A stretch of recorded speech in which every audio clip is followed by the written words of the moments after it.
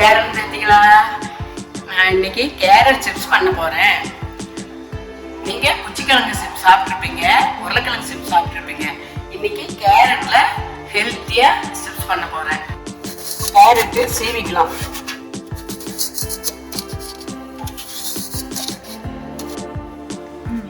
இப்போ கேரட் சிப்ஸுக்கு தேவையான பொருட்கள் சொல்றேன். கேரட் வந்து மீடியம் சைஸ் 4 வந்து நீள நீளமா சீவி வச்சிருக்கேன். அப்புறம் கார்ன்ஃப்ளவர் மாவு 1.5 டீஸ்பூன், மிளகாய் தூள் 1 டீஸ்பூன், தேவையான அளவு உப்பு. அதெல்லாம் டிஸ்கிரிப்ஷன் பாக்ஸில் கொடுத்துருக்கோம். இப்போ கடாயை அடுப்பில் வச்சுட்டேன், ஸ்டவ் ஆன் பண்ணிட்டேன். பொரிக்கிறதுக்கு தேவையான அளவு தேங்காய் எண்ணெய் ஊற்றிக்கலாம். நீங்கள் எந்த எண்ணெய் வேணாலும் செய்யலாம். எனக்கு வந்து தேங்காய் எண்ணெய் நான் ஊற்றிருக்கேன் பொரிக்கிறதுக்கு. இப்போ எண்ணெய் காயறதுக்குள்ள இந்த எடுத்து வச்ச பொருள் பூரா எடுத்து பவுலில் கலந்துக்கலாம். ஒன்றா போட்டு கலக்கிறதுக்கு உப்பு, மிளகாய்த்தூள், கார்ன்ஃப்ளவர் மாவு, இப்போ கேரட் அதுலேயே போட்டு கேரட் உள்ள போட்டோம். இல்லை ஒன்றா போட்டு கலக்கலாம். நல்லா கலக்கி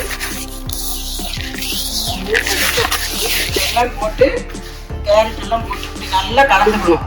நல்லா ஒட்டுற மாதிரி நல்லா கலந்துக்கணும். கலந்துட்டு எண்ணெயில் பொரிச்சு எடுக்கணும். எண்ணெய் காய்ஞ்சிருச்சு, எண்ணெயில் போட்டு பொரிச்சு எடுத்துடலாம்.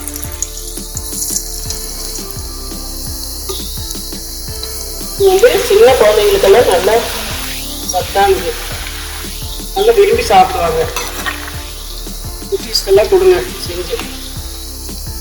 இது வந்து கேரட் குழந்தைங்கெல்லாம் சாப்பிட்டீங்கன்னா இப்படி போட்டு கொடுத்தா சாப்பிடுவாங்க. வைட்டமின் ஏ சத்து இருக்கு, நல்ல குழந்தைங்க விரும்பி சாப்பிடுவாங்க. இப்படி போட்டு குட்டீஸ் எல்லாம் விளையாண்டுக்கிட்டே சாப்பிடுவாங்க. நல்லா மொறு மொறுன்னு இருக்கும். அவ்வளோதாங்க, ரெடி ஆயிடுச்சு, எடுத்துடலாம். பாருங்க, கேரட் சிப்ஸ் மொறு மொறுன்னு ரெடி ஆயிடுச்சு. நல்லா இதே மாதிரி உங்கள் குழந்தைங்களுக்கு செஞ்சு கொடுங்க. இது வந்து நல்ல உடல் ஆரோக்கியமாக இருக்கும். குழந்தைங்க விரும்பி சாப்பிடுவாங்க. ஸ்நாக்ஸ் பாக்ஸ்லையும் போட்டு கொடுக்கலாம். இது மாதிரி சத்தான ரெசிபி வேணும்னா குக் வித் பாட்டியை ஃபாலோ பண்ணுங்கள், லைக் பண்ணுங்கள். Tata, bye by.